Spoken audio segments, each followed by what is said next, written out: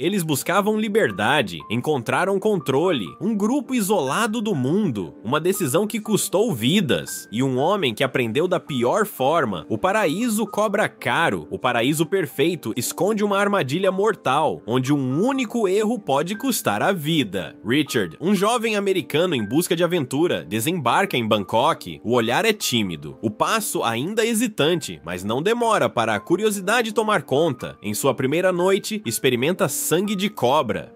Logo depois, se deixa levar por substâncias ilícitas. É nesse mergulho no desconhecido que conhece Françoise, a vizinha charmosa que conquista seu olhar no instante em que aparece, mas o encanto se frustra. Ela já tem um namorado, Etienne. Durante a madrugada, Richard é impedido de dormir por um bêbado barulhento no corredor. O homem é Daffy, excêntrico, agitado e com uma história que soa tão insana quanto hipnotizante. Uma ilha intocada, secreta, com uma praia de beleza indescritível. Ele diz que viveu ali durante anos, até ser forçado a partir. Richard não acredita. Parece só mais um delírio etílico, mas ao amanhecer, a realidade ganha outro tom. Preso à sua porta, Richard encontra um envelope, dentro um mapa da tal ilha. Ao correr até o quarto de Daffy, dá de cara com um cenário brutal, as paredes cobertas de sangue. Daffy se suicidou. A polícia interroga os hóspedes. Richard presta depoimento, mas seu foco agora é outro. Obcecado pela ideia, ele propõe a Etienne e Françoise uma aventura. Encontrar o paraíso oculto, o casal topa. E os preparativos começam. Com a rota definida, compram os bilhetes. Os pescadores locais se recusam a levá-los até o destino final, mas aceitam deixá-los em uma ilha vizinha. Animados, os três aproveitam a última noite antes da jornada. Richard conhece surfistas que também sonham com a mítica ilha. Na manhã seguinte, a expedição começa. Impulsivo, ele lhes entrega uma cópia do mapa. Chegam à ilha vizinha. Ao cair da noite, Françoise fotografa o céu e Richard se junta a ela, compartilhando um instante de calma antes do salto final. Com o nascer do dia, o trio embrulha seus pertences em sacos plásticos. À frente, o mar. Estimam a distância, trocam olhares, respiram fundo e mergulham rumo ao desconhecido. Determinados a alcançar o paraíso, o trio mergulha no mar, mas o perigo os aguarda logo abaixo da superfície. No meio da travessia, Etienne avista algo cortando a água, uma barbatana. O pânico é imediato. Estão no coração do oceano, sem refúgio, à mercê do desconhecido. Richard nada com firmeza, decidido a seguir até o fim. Mas então Françoise some. Em um instante, é puxada para as profundezas. Tudo o que resta é sua bolsa boiando na superfície. Desesperado, Richard gira em círculos, os olhos varrendo o mar em busca de qualquer sinal. O coração dispara, e então, algo o agarra por trás. Ele se vira num impulso e encontra o rosto sorridente de Françoise. Era só uma brincadeira, um trote cruel para aliviar a tensão. Logo depois, os três finalmente pisam na ilha lendária. Atravessam a selva fechada com os corpos cansados e a adrenalina à flor da pele, até que, entre as folhagens, se deparam com uma plantação imensa de cannabis. O choque se mistura com o fascínio. Por um momento, parece que realmente encontraram o Éden escondido, mas o encanto dura pouco. Richard nota algo se mexendo, um macaco. Ele se aproxima, curioso, até perceber que o animal está preso a um homem dormindo, um homem armado. O sangue gela. A plantação não está abandonada, faz parte de uma operação ilegal controlada por cultivadores tailandeses armados. A tensão explode. Richard corre de volta e alerta os amigos. Mal dá tempo. Homens surgem entre os arbustos, metralhadoras em punho. Eles se escondem, tentando não respirar. O macaco começa a gritar, chamando a atenção dos guardas. Num momento crítico, Richard joga água na criatura, que se assusta e foge, salvando-os por um fio. O grupo continua pela floresta, exaustos e em silêncio, até encontrarem um rio. É sua chance de fuga. Decidem seguir o curso da água, na esperança de que os leve a um local seguro, mas a trilha termina abruptamente. Uma queda colossal despenca diante deles, sem caminho visível. O desespero vira discussão.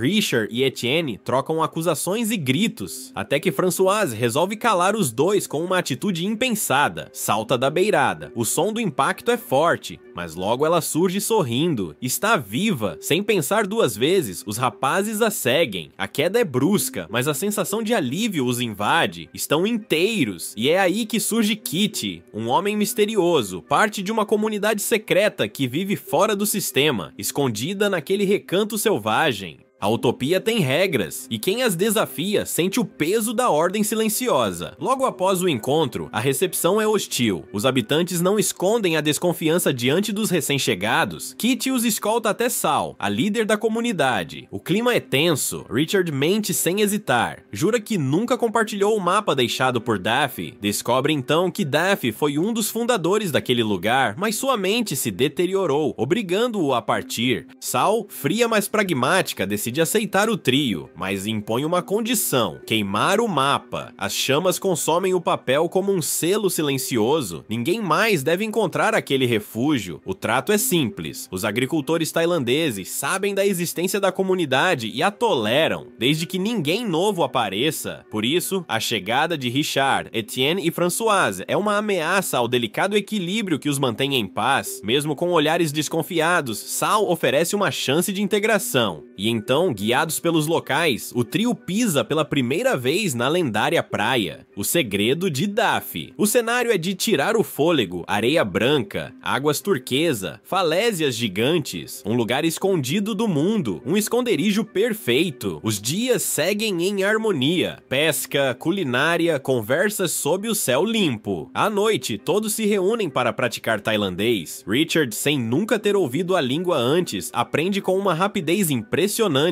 arrancando sorrisos e respeito. Com o tempo, o trio sente que encontrou o paraíso. Não há líderes, apenas colaboração. Uns pescam, outros cozinham, e alguns simplesmente contemplam a paz. Mas Richard não consegue ignorar um certo desconforto. Algo no silêncio de um homem o inquieta. Bugs, o misterioso carpinteiro da ilha. Tentando se encaixar, Richard se dedica à pesca. Surpreende a todos com sua habilidade e passa a alimentar boa parte da comunidade, o que acelera a aceitação do grupo. Mas por dentro, um outro desafio cresce: sua atração por Françoise. O sentimento transborda nos olhares, nos gestos, e os outros percebem, alertam. Ela está com Etienne, e cruzar essa linha pode ter consequências. À noite, a cerimônia de iniciação sela o vínculo. O metal quente marca a pele dos três com tatuagens discretas. Seus nomes flutuam no céu em lanternas chinesas, dançando com o vento. Estão oficialmente dentro. Mesmo assim, Richard não consegue afastar Françoise dos pensamentos. Kitty, atento, sugere que ele desista, mas Richard já está envolvido demais. A ilusão de harmonia se rompe por um instante, um homem se contorce de dor, um dente infeccionado, ele implora por um dentista, mas Sal é clara: ninguém pode entrar na ilha, nenhum amigo, nenhum parente, nenhum médico. Quando a dor se torna insuportável, a comunidade age, rígida, sem compaixão, seguram o homem, usam um alicate e arrancam o dente ali mesmo. Richard observa tudo, imóvel.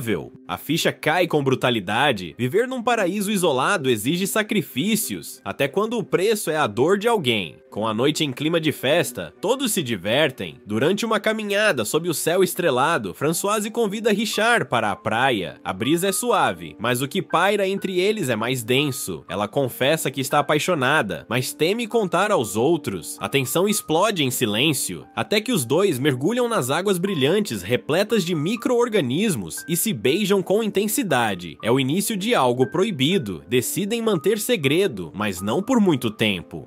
A notícia se espalha, e Etienne, furioso, encara Richard. No entanto, engole o orgulho e promete não interferir, se for isso que fará Françoise feliz. A temporada de chuvas chega com força. Os pescadores não conseguem sair, os mantimentos somem, e o grupo mergulha num cenário desesperador. Trancados na própria utopia, sem saída e com a fome batendo a porta, Richard toma uma decisão. Ele mergulha no mar revolto, pronto para caçar.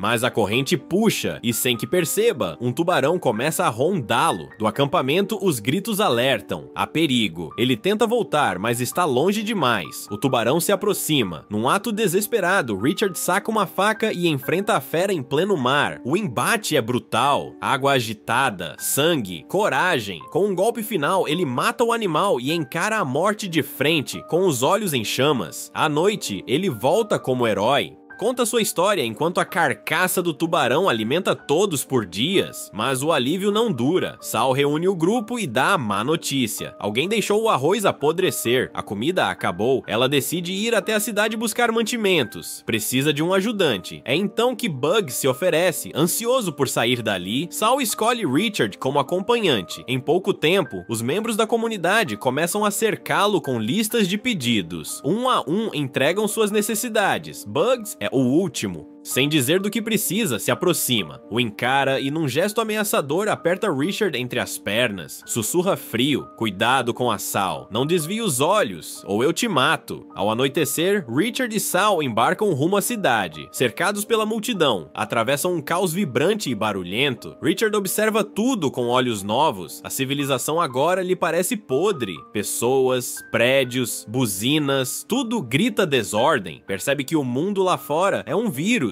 E o paraíso, uma chance rara de pureza. Depois de abastecerem com os suprimentos, ele liga para os pais. A decisão está tomada. Vai continuar na Tailândia, talvez por anos. A ilha não é mais uma fuga, é sua nova realidade. Mais tarde, num bar local, eles cruzam com surfistas americanos. Durante a conversa, um deles menciona o mapa de Richard e revela planos de encontrar a ilha. Sal fica tensa. A raiva contida nos olhos dela é impossível de ignorar. Mesmo após a garantia de que o mapa foi destruído, ela não acredita. E naquela mesma noite, Richard se deita com Sal. Não por desejo, mas por obediência. Um ato forçado para silenciar dúvidas. Só torce para que Françoise jamais descubra. De volta à ilha, Richard entrega os suprimentos e presenteia Françoise com uma câmera nova. Ela já ouviu rumores sobre Sal e quer saber se algo aconteceu. Ele nega. Diz que tudo foi estritamente profissional, um papel de liderança, nada mais. Na manhã seguinte, Françoise testa a câmera tirando uma foto em grupo. Todos parecem sorridentes, envoltos por uma falsa sensação de segurança, mas o paraíso não resiste por muito tempo. Durante uma caçada no mar, 3 pescadores da ilha se deparam com algo que muda tudo. Durante a pescaria, o horror atinge o grupo.